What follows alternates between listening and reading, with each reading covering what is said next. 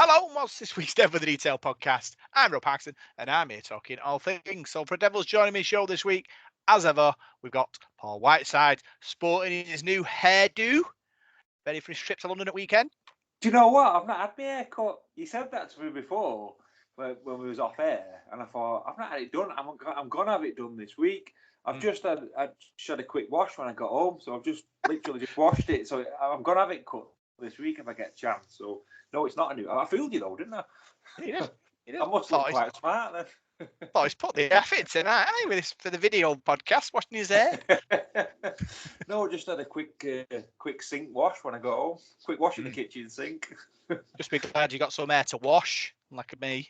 Well, I'm still doing all right on the old hair front, but that's about the only thing I'm doing all right in. No, my forehead starts in one postcode and ends in another, so it's not great. My hair, but it's not too bad. It's your birthday as well this week, isn't it? Birthday, this week. Obviously, 42, clocking through the years now. But you're only as young as you feel. That may be about 56.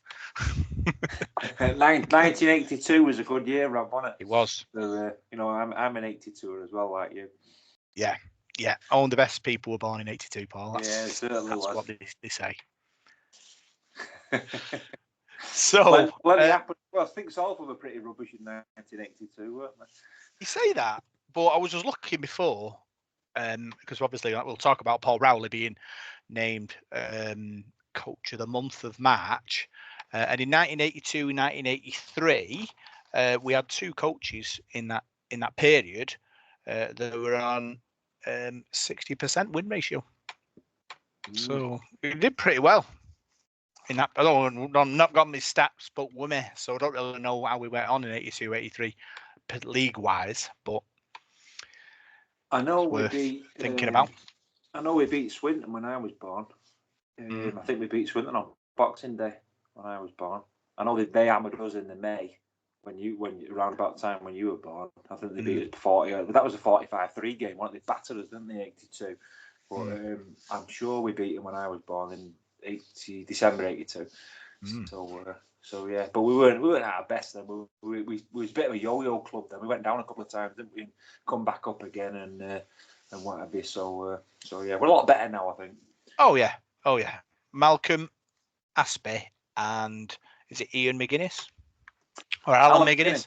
Alan McGuinness, yeah. So they were two coaches during that period. So we'll talk about that later on. So we'll look back at the Castleford defeat. Our ladies recorded their first championship win of the season, beating Bradford. So we'll talk about that. We've got all the big news coming out of the club this week.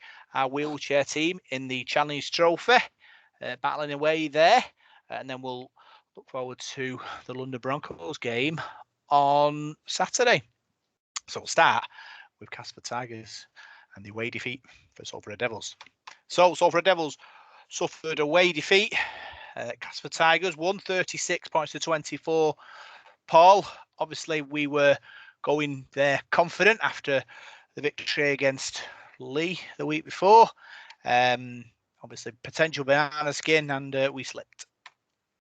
Yeah, it was a funny game, really, wasn't it? It was a game of not 2 halves, but a game of quarters, wasn't it? Where I thought we dominated early doors, didn't we? And got a good lead, and then sort of chucked it away. We had a man sin-bin, Namir Burrow went off, and that brought them back into the game, that didn't it? And I thought we kept inviting them in. And yeah, credit to them, they were desperate and they scored some good tries, didn't they? But I thought our defence let us down a little bit at times on the edges. And I don't know, I thought we made every weather of it. I didn't think Cass were that good. And then when you look at the way they went on in the cup this weekend, they got absolutely battered off Wigan, didn't they? So, are they that good? No, I don't think they are. I think we let ourselves down, and we could get up kicking ourselves with that defeat. I thought it was poor. It was a poor performance, wasn't it, really? And we played well in patches, looked good on attack at times, but defence, they'd not scored that many points all season, and they scored six tries against us, I think, didn't they? So, we got what we deserved, didn't we, and got beat. 4 tries by Inns Senior, as well on the edges. Obviously, like you said, our edge defence was all over the show, but they did play for that, attacking our edges, making our defence sort of as wide as possible, and we weren't able to deal with that, unfortunately, on such a sort of a tiny field of Weldon Road. Usually people talk about how short it is, but the width is quite wide compared to what it is long. So I think Castleford used that to their advantage against us. We just weren't able to squeeze that defensive line enough to keep them out.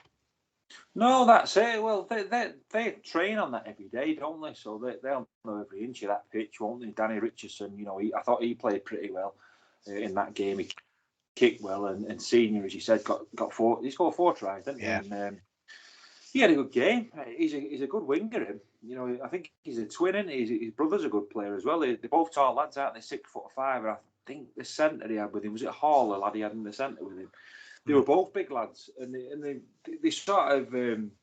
I thought they made it difficult for Nofaluma and MacDonald. I thought they ran rings around him all night, and she had the measure of him really. So they came back well in that game. Like I said, the big turning point for me was Amir Borough going off, because they scored points and didn't realise it was off, and we had a try disallowed, didn't we? I think with Kate Cust, and then they went down the other end and scored, didn't they? So that was a real pivotal point in the game. But I think it's a game we should have won. I think we had enough in that game. I think we had enough on attack to win the game. But if you don't defend and you don't do your defensive work, and you're as frail as we were in defence, you're not going to win any game, are you? So I think that's what let us down. Edge defence, and I thought they bust us up the middle quite a bit as well when that Brad Martin went through. Some of the tackling, it was you're not going to win a game tackling like that.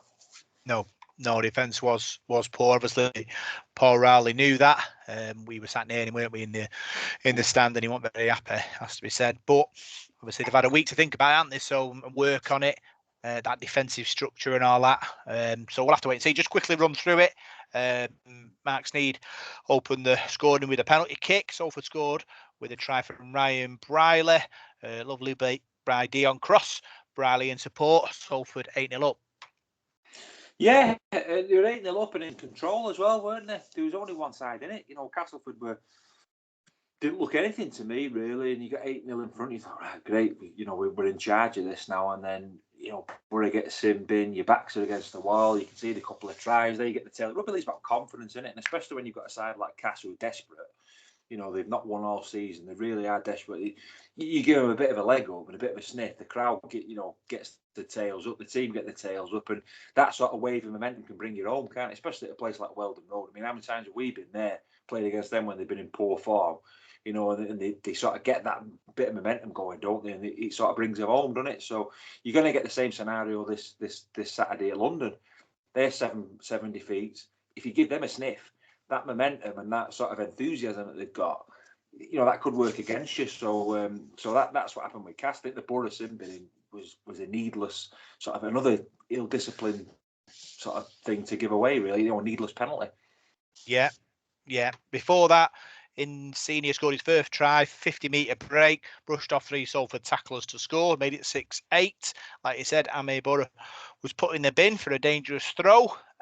Sam Hall scored for Cass as we were down to 12 men, dived over by the post to make it 12-8 Cass. And then in Senior got his second build up, and Miller and Horn created space for him to score, and we were 18-8 down at that point. Yeah, that Horn, I think he was on the bench, wasn't he? Come on, and he was really direct at dummy half. I thought he sort of really pepped Castleford up when he came on.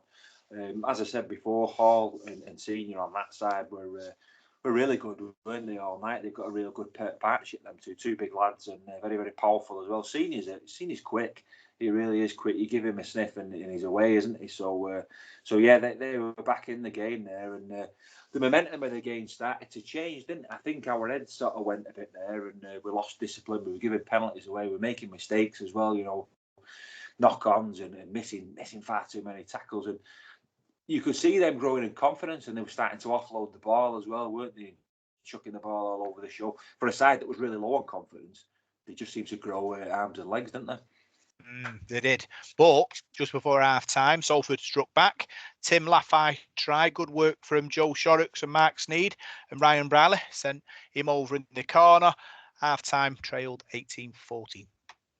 Yeah, and I thought to myself when we got that try, yeah, we're back in it now, and I can see us, really storming back in the second half because we looked like we were going to score every time we had the ball. Tim Lafay was really, really dangerous.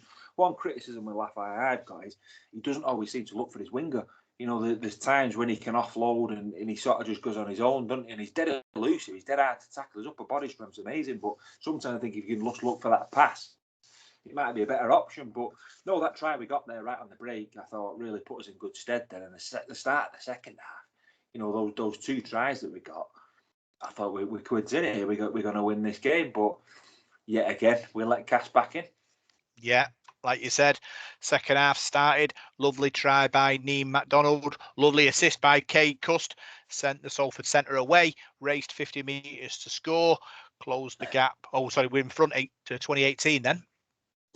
Yeah, it was a good try as well, that MacDonald. I mean, I didn't know he was that quick, but he really showed some pace on that side. Skinned his winger, didn't he? And went flying down the touchline. And I thought to myself at the time, is he the fastest player on the books at Salford? Because I tell you what, he must be up there because he was lightning quick, wasn't he? And yeah, we were back in front then, and looking the better side, I thought then for that sort of period. Yeah. And then 5 minutes later, Ryan Bradley got his second break by Joe Mellor. He offloaded to Joe Shorrocks, and Bradley was in support, and Salford led 24-18.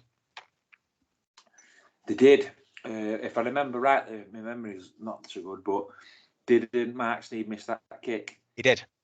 I think he did. So I remember thinking at the time, if he'd have kicked that, would have been 8 points in front again, 2 scores. It was a vital one to miss, I think, that, because it just kept Castleford in the game, didn't it? 6 points behind. And, we all know what happened after that. But I think if he'd have kicked that, I think we probably would have gone on to win the game. Yeah. Unfortunately, we had a try disallowed from Ryan Briley. Yeah. Kick in the air. Briley and their fullback went up for it. Ricocheted off them both. Cade Cuss catched it, dived over. Referee went to the video referee, decided it was knock on Salford, and gave the possession to Castleford. And like you say, crucial moment in the game there. If Cuss scores there, pushes us clear. But like you say, it went up did it go up as no try, so it's pretty hard to overturn it. Yeah. I don't know.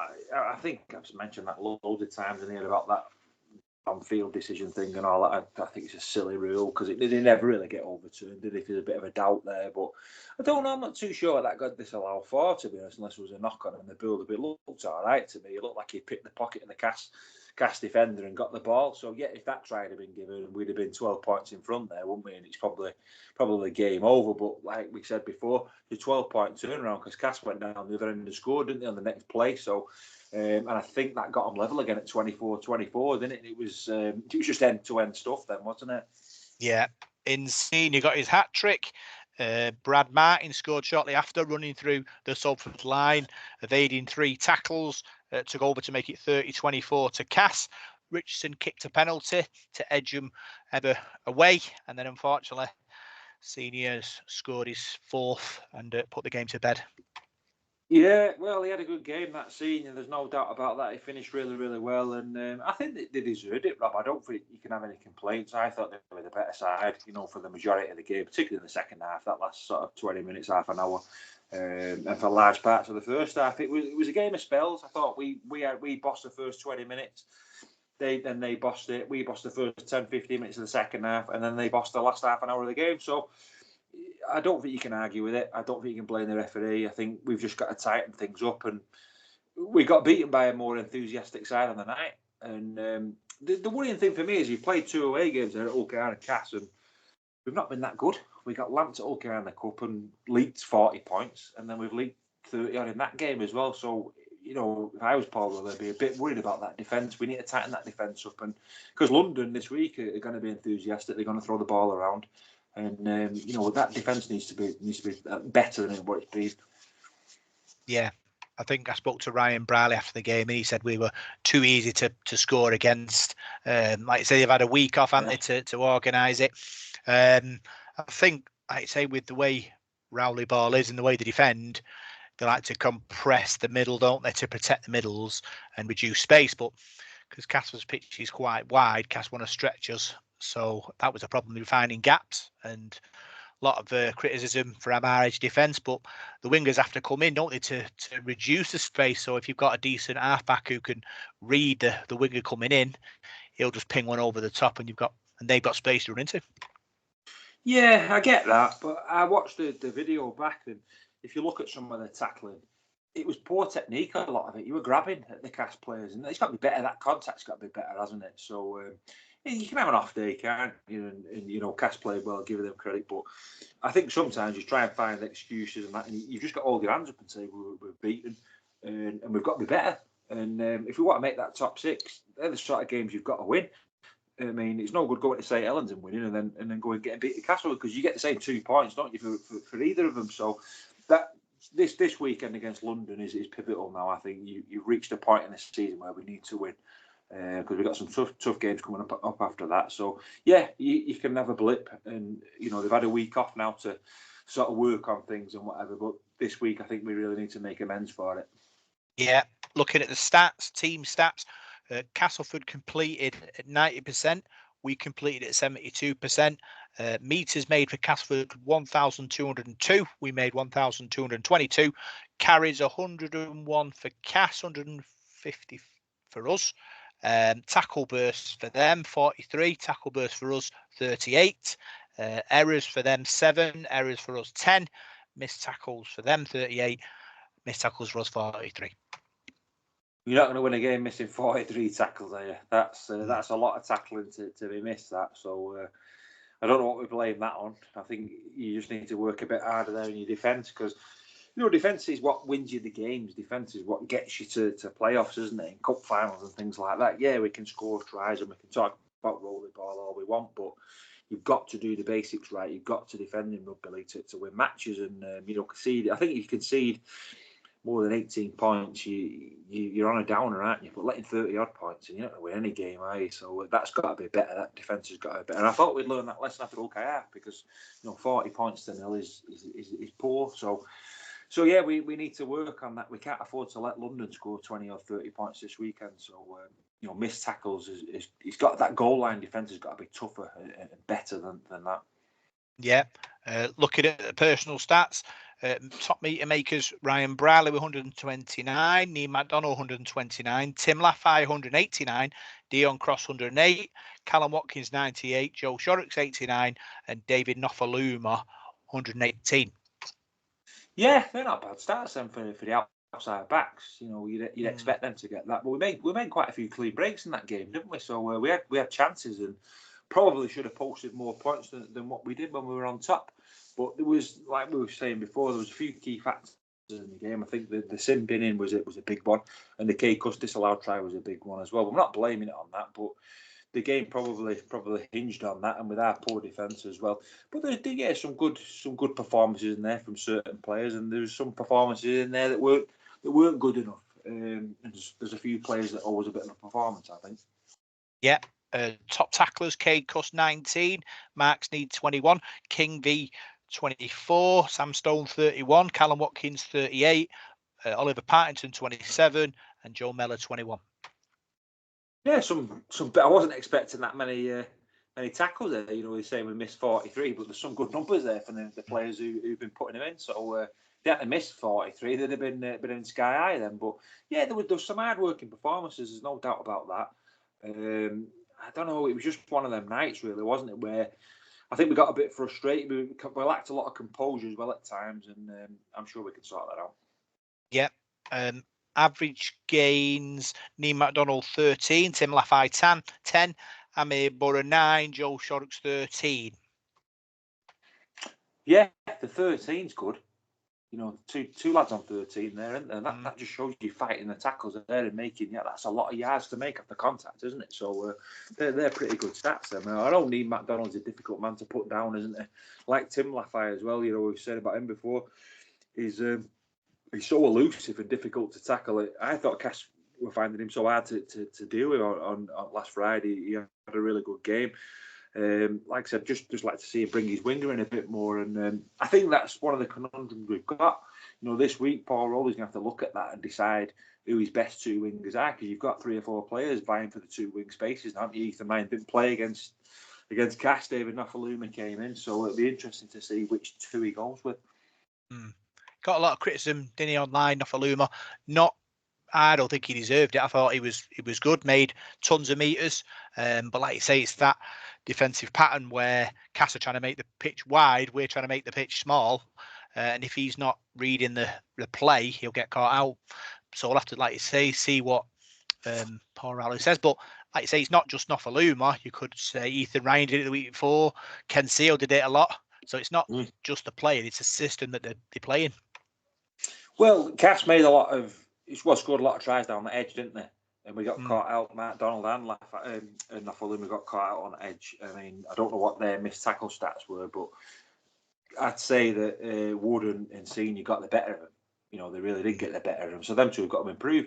And, you know, you're entitled to criticise, right? I mean, I didn't think Nofaluma played that well. I didn't think he played that well against Wigan, but he's a new player. He's settling into the team. I think, you know, if I was Paul Rowley, I'd play him against London because I think you need to keep playing him because he needs to grow in confidence. He's a good player. He's got a good reputation.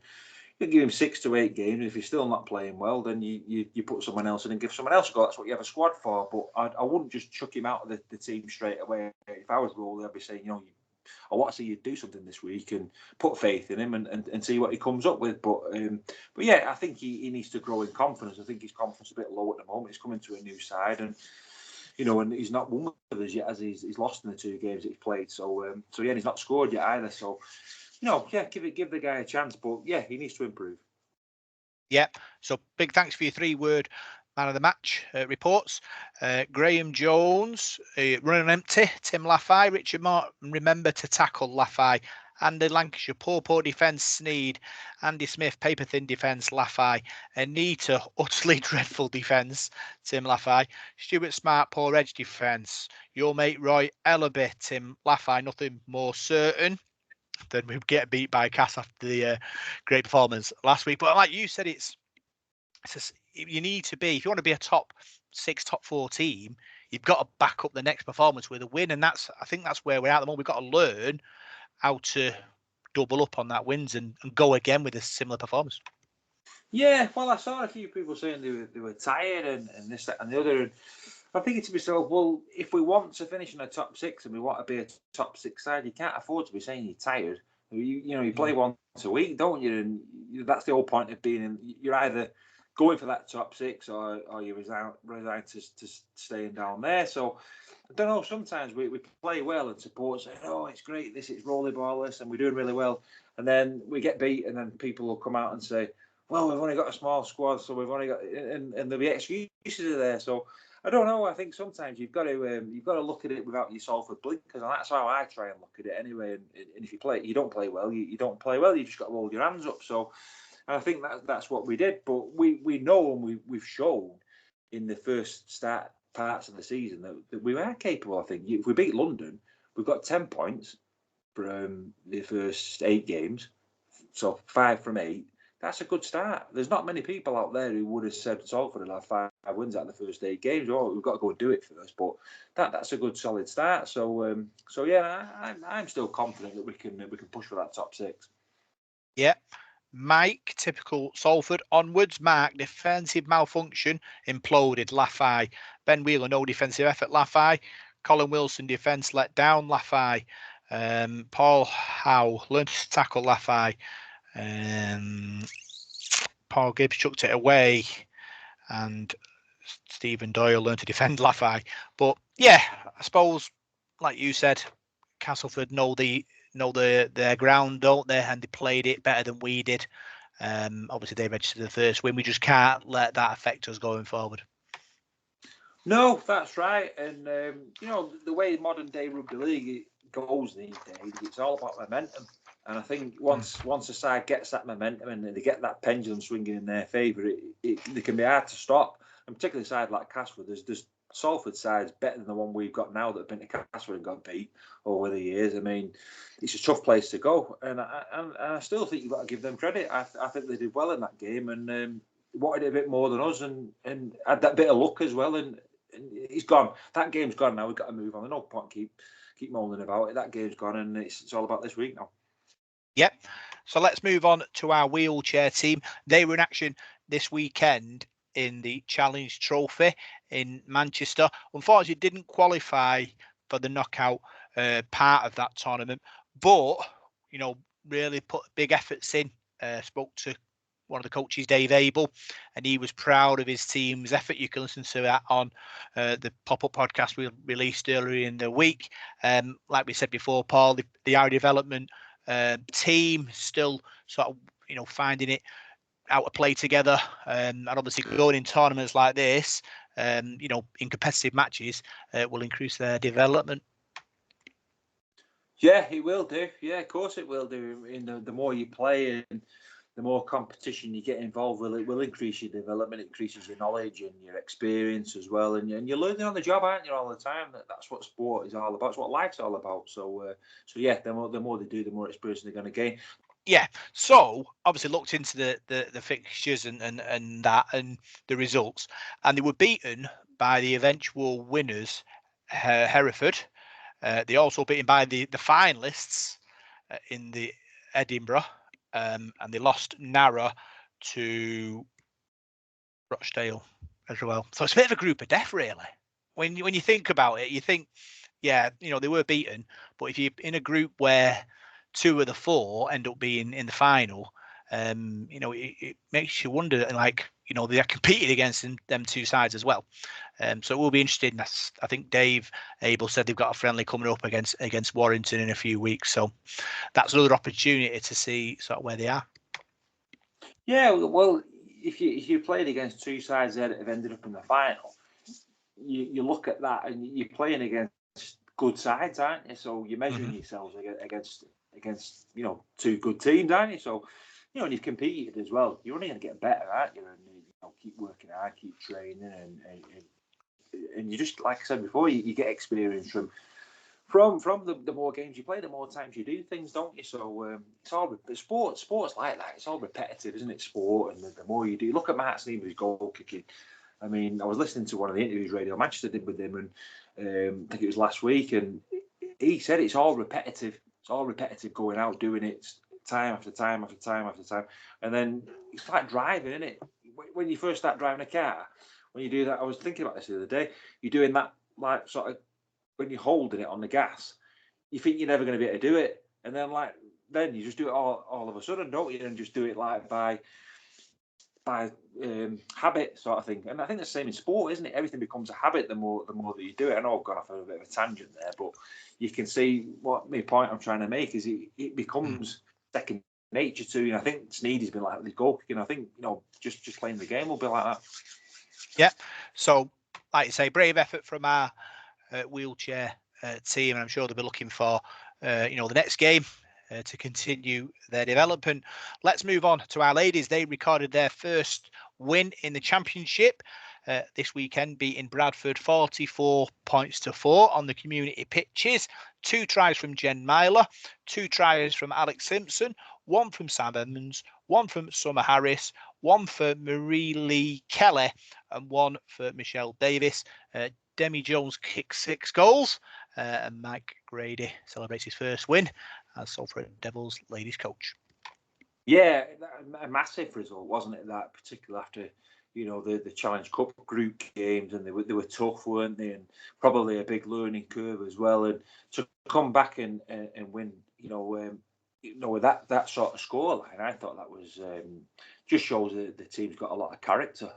To come back, it'd be easy to sort of sulk, wouldn't it? And worry about things and that, but they put the cup to bed and come back in, got their heads down and come up with a really good performance as well. Defence as well, scored plenty of points, kicked plenty of goals, and kept that solid defence. So that is a great result to build on now.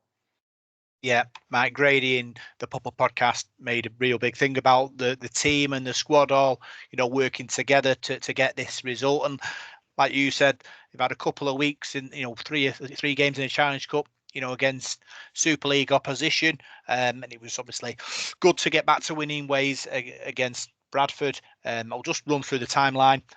Summer Harris scored the opening try, burst the Bradford line, ran round the fullback, turned on the afterburners, and went over for the first try of the afternoon, which was a really, really good try. I know the club do try the month, so I think that should be a contender if I was picking it.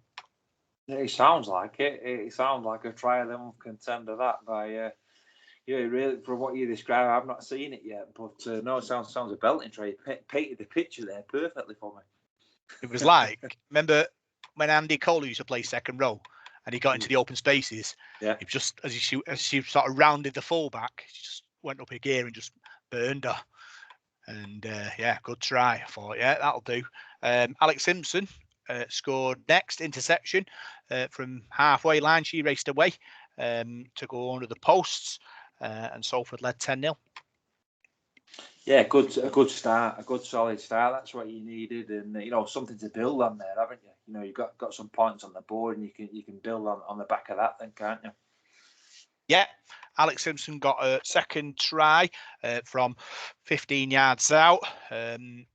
Demi Jones drew the defence, long pass, and Alex Simpson caught it, rounded the defender, and went over to score to make it 16-0. Bradford hit back though, went over in the corner, made it 16-4. But then just before half time, lovely move by Salford, going from left to right. Through hands, Jones and Davis involved, sent Marie Lee Kelly over in the corner. Salford were in a good place. Yeah, certainly. Was that all in the first half, that, Rob? Yeah. So we're still not at half time. Yeah, good.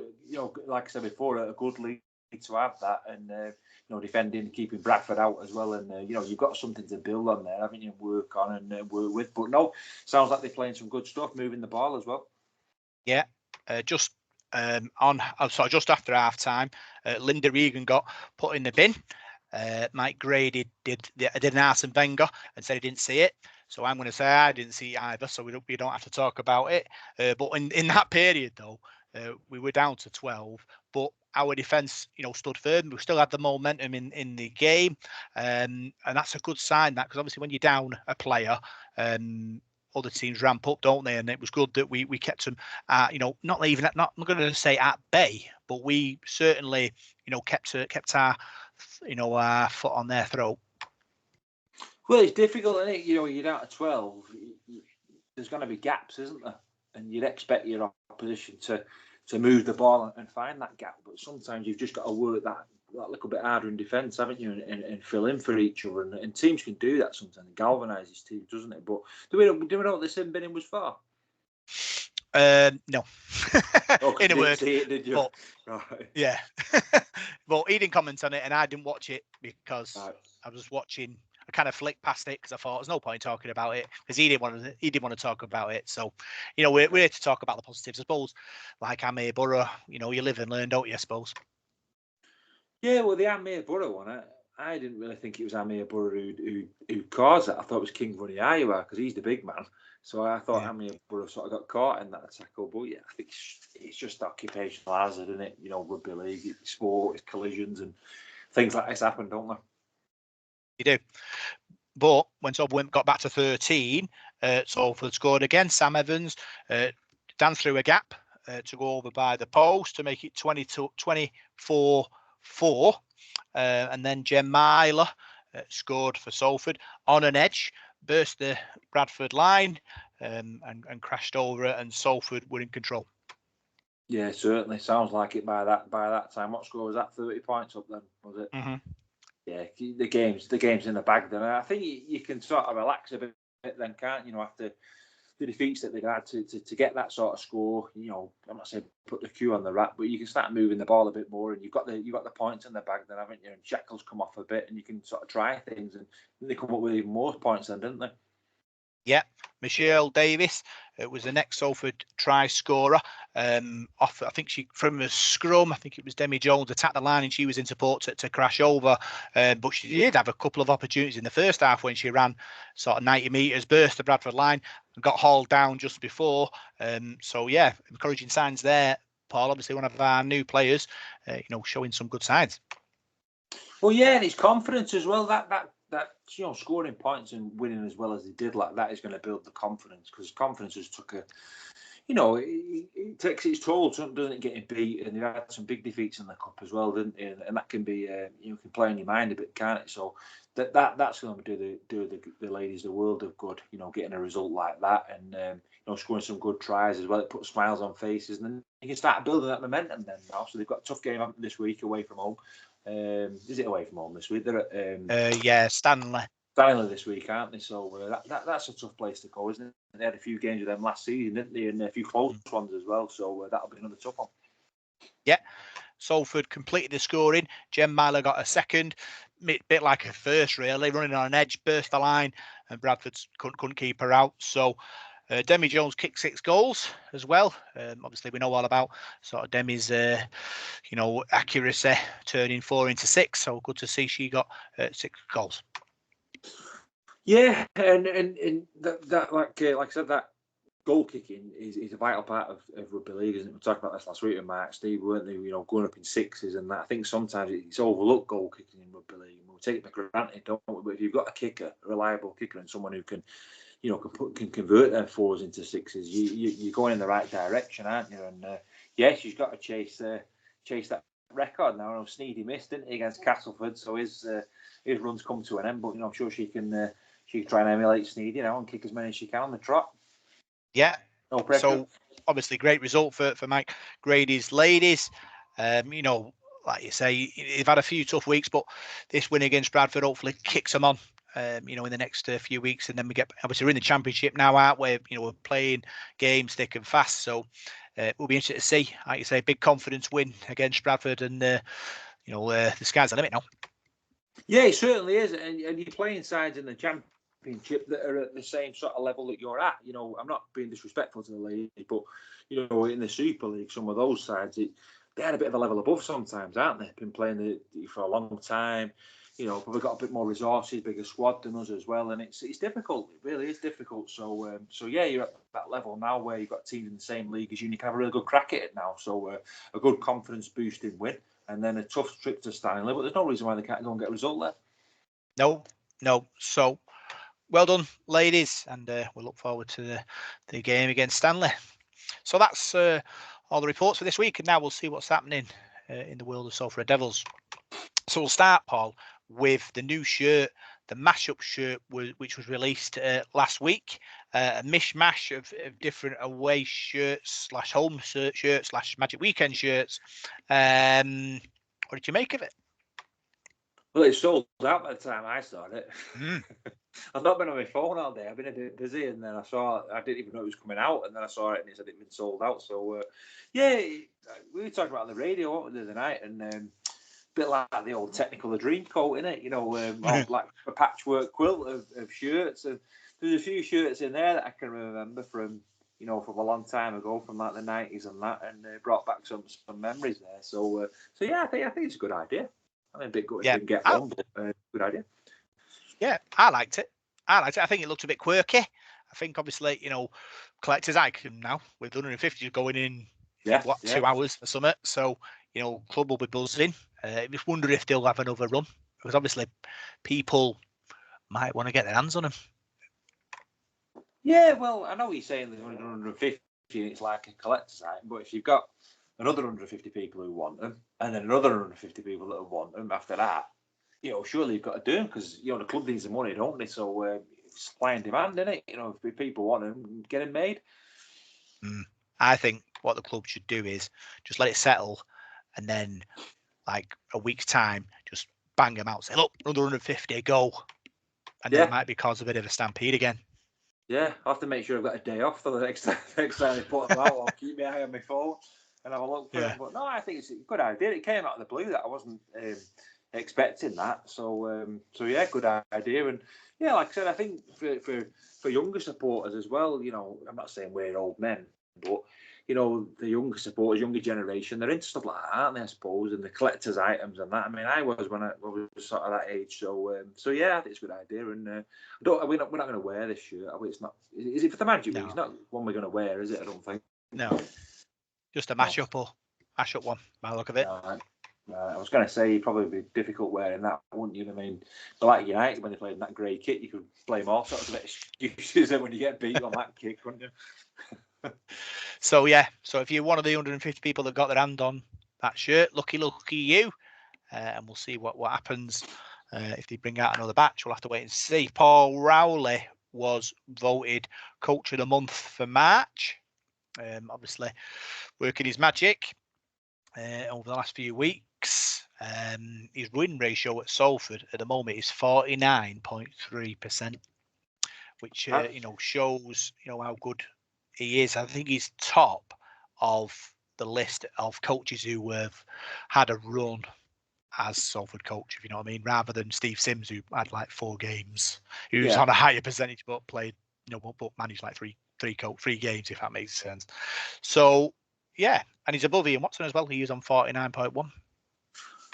Well, yeah, he's had a good run. I mean, if you think the seasons that he's done now, when did he do? 22, it's his 3rd full season.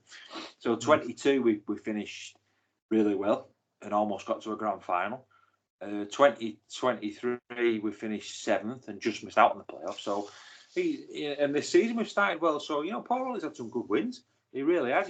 He's followed on from the good work that Ian Watson did, really. I mean, Ian Watson turned us into a much more consistent side, didn't he? If you go back, a bit of a blip in 2018, but 2016 weren't great. We were up. 17 we did well. 19 we had a great season, and he had that COVID season where we started really well and then it fell away, and then obviously Ian Watson left, Richard Marshall come in, and that season again was a bit hit and miss. I think it was a bit unfair on Richard because it was all behind closed doors, wasn't it? So when Paul Rowley come in, he's carried on that good work that Watto started. So I think over the last sort of 5 or 6 years the club's made a lot of progress. I mean, we've said this before, haven't we, about the amount of games that we've gone into and won where we never used to win at them sort of grounds. I think Headingley is one. We've had a few good wins there. Now we won at Wigan, we won at St Helens. We've lamped Holloway a few times, haven't we? So we've enjoyed some good days, haven't we? And you look at the playoff wins we've had. The Huddersfield game. We remember back to that in 2022, winning there 28-0, I think it was, wasn't it? So no, we've punched above that without being disrespectful. I think we've punched above our weight. Considering the sort of expenditure that we have on the squad and the size of our squad, I think we've got real value for money. Yeah, Paul Rowley, 67 games, won 33, lost 34. Ian Watson, 165 games, won 81, lost 84. So he's getting there. Obviously comparison. Ian Watson played nearly 100 games, coached 100 games more. So obviously, if Paul Rowley can do similar, kind of 2 or 3 years down the line, then it might be he'll hopefully be clear at the top then. Yeah. I mean, Paul Rowley seems pretty settled at Salford, doesn't he? I know we every time a coach gets the bullet, we seem to have these rumours flying around that Paul Rowley's going to Hull or he's going to Leeds or he's doing this. I mean, why somebody would want to go to Hull, I'm not too sure, but not that it's an horrible place, but it's not somewhere I'd want to go working. But no, I think he seems happy at Salford, doesn't he? And he's got a good team around him. I think with Kurt Haggerty as well. I think you've got to give Kurt a lot of credit because I think he works really well with Paul. I think they're a good double act. They bounce well off each other. They have a good idea. The players seem to respect him on the training pitch, and I think Kurt does a lot of unsung work that people don't talk about as well. So, but Paul's a good tactician. I was reading a letter in the League Express today that was really sort of a credit to Paul really about his commentary last week, and he was commentating the Saints and Catalan game on BBC, and I listened to that. I watched the second half, and the guy who wrote the letter into League Express was really saying how interesting he was listening to him and his knowledge of the game. And he's a very, very good talker. A lot of knowledge for the sport. And he's a good guy, Paul Rowley. He's good. Likes you as well, doesn't he? Paul Rowley loves me. He loves you. Yeah, he does. He does in the press conference, doesn't he? He's a good bloke. I think he's all right. I think he's grown to like us after we've admired him. But, yeah. I think he's getting there, isn't he? Yeah, the thing is, he's the first kind of. Normally with Salford, we have assistant coaches who are learning to be a head coach. When he has, as a head coach, being a head coach, so he has sort of a different mentality for me that every other coach that we've dealt with, and it's been an experience, and he does like his press conferences. He likes to tell it how it is. and that's what it's all about. It gives us good content, for listeners, which is fantastic, and yeah, great stuff. Like I said, as long as he keeps winning, he can say what he wants.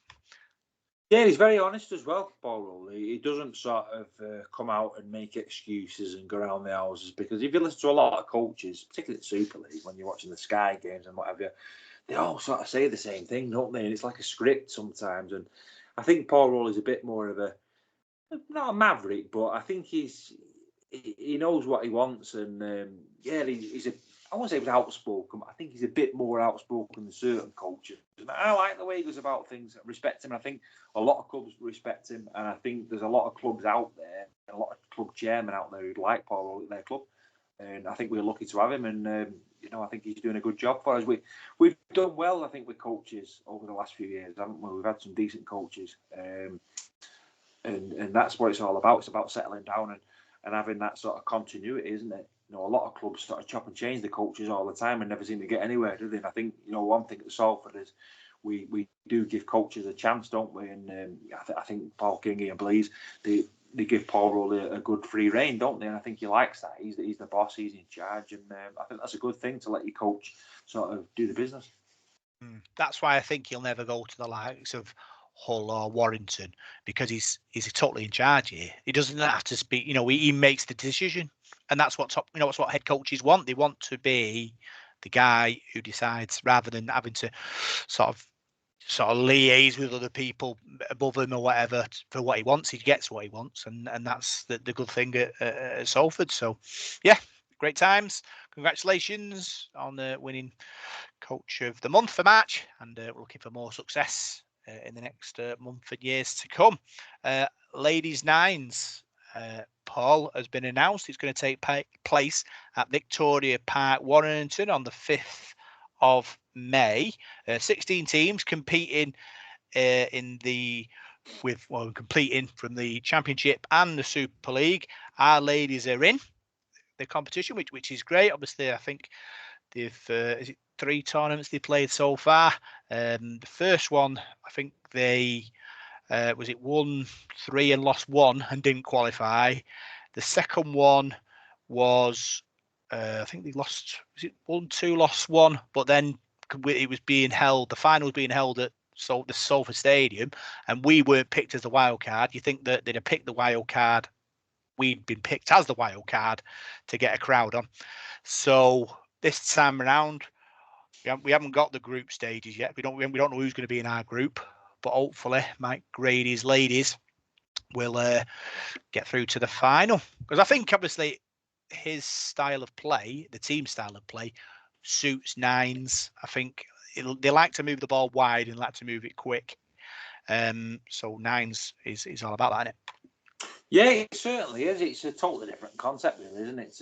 It's a shame in a way that we don't see it in the men's, because I think a 9s or a 7s tournament would be exciting. We never really sort of play that sort of concept, do we? So, no, I think that'll be good. It'll be a good festival of rugby league that to watch, and I'm sure it'll be exciting. And yeah, I think that sort of style of play will suit, and you might see some surprise scores there. And yeah, good luck to them in that. Should be good. Yeah, the top 6 teams qualify for a finals event on the 27th of July, but they haven't announced where that is yet. So exciting times. Get yourselves down there if you can. Free entry for all spectators, it says. So hopefully a big crowd there. Moving on, Paul, free tickets. The club giving away free tickets for unrepresented people in the local community. That's NHS workers, volunteers, charity workers. We talk about our club being a community club and engaging with the community, embracing everybody. And this is a good thing. Obviously, giving, thanks to the people who work hard every day, to protect, care for people in our great city and beyond. Yeah, that's a nice touch.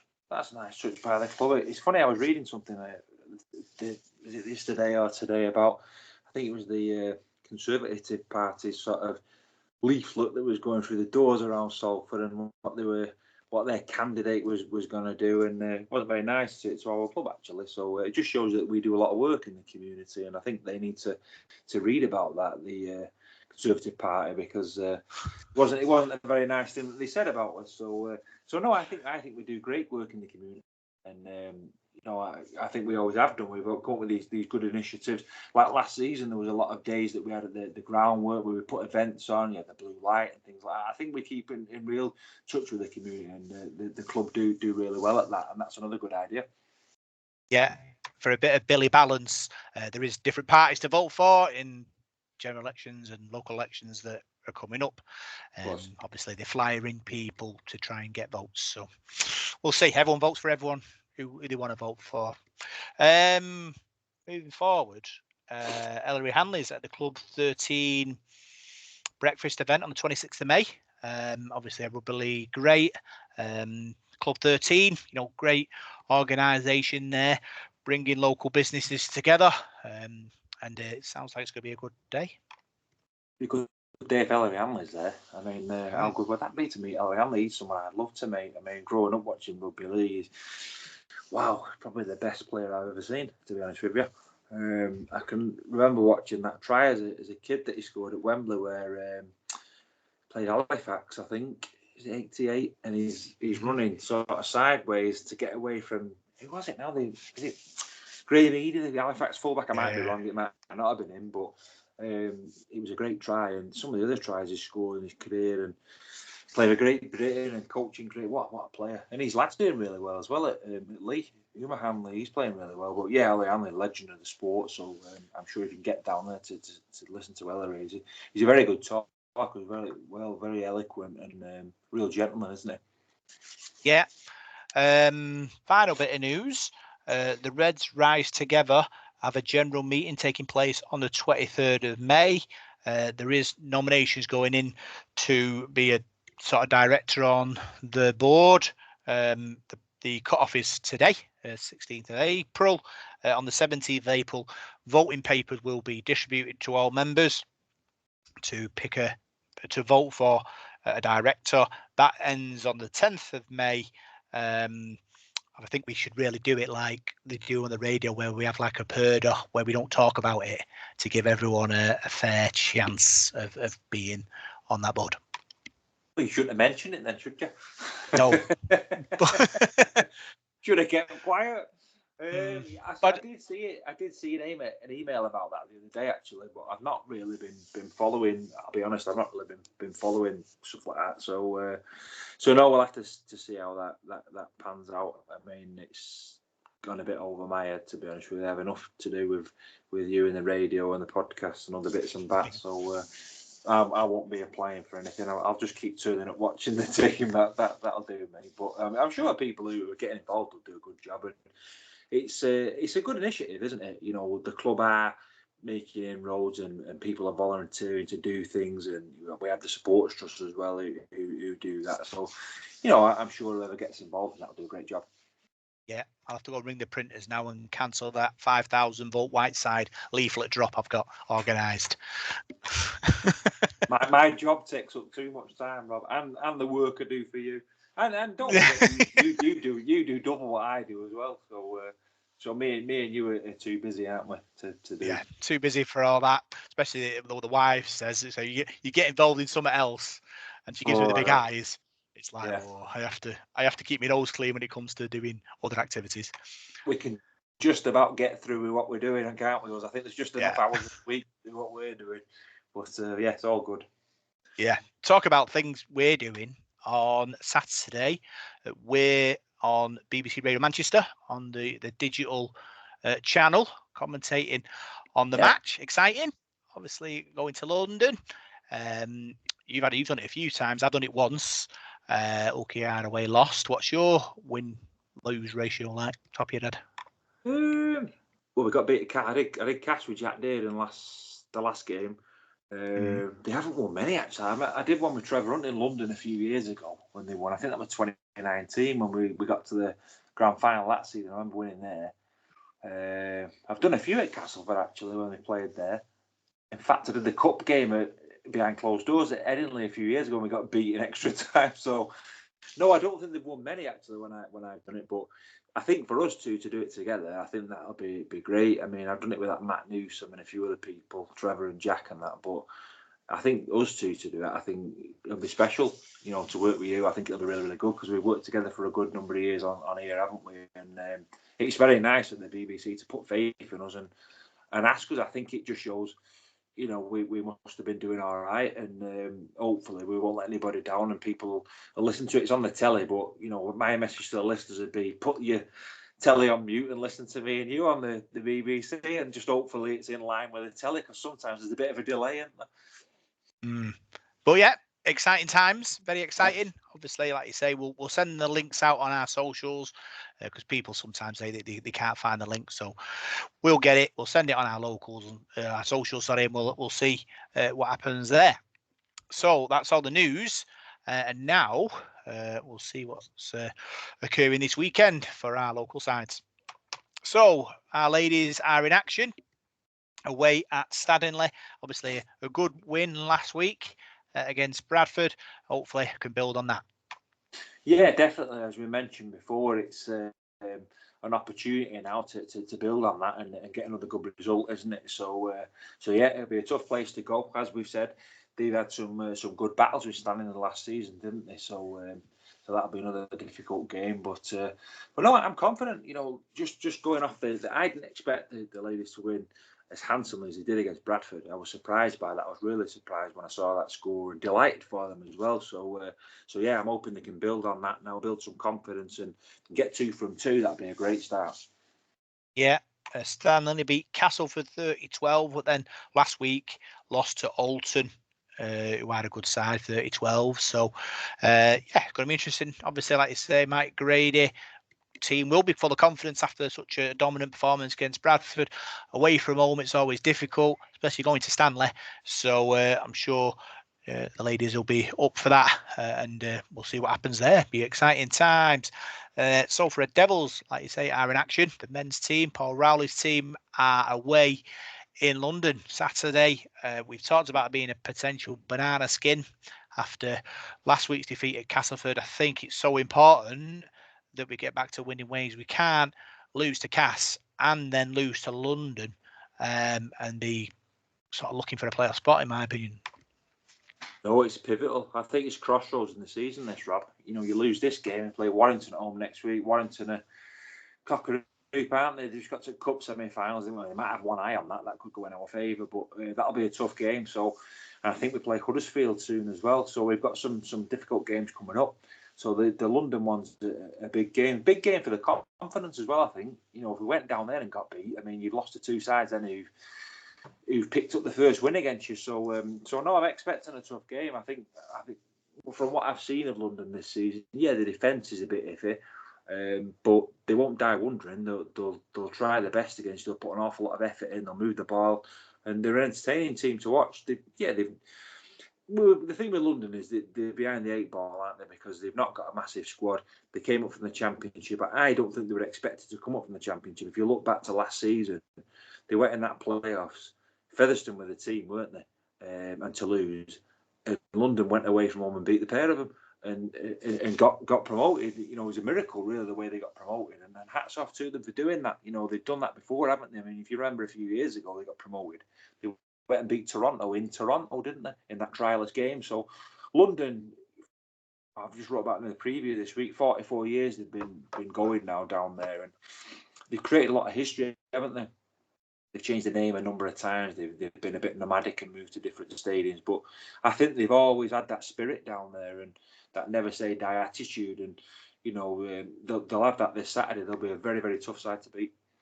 Yeah, a relatively unknown side, come up from the Championship, not really brought anybody in, of high value or profile.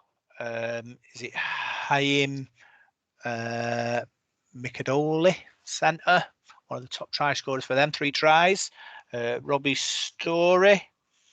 So yeah, they aren't scoring loads of tries, but you don't expect them to be where they are at the bottom. You don't expect to score loads of tries. Yeah, Hakan Maloudi you mentioned there. Yeah, That's him.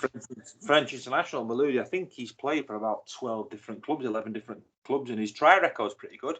He's a very, very experienced player, and Alex Walker, the fullback as well. You remember, did spend a bit of time at Wakefield. He's a good support player.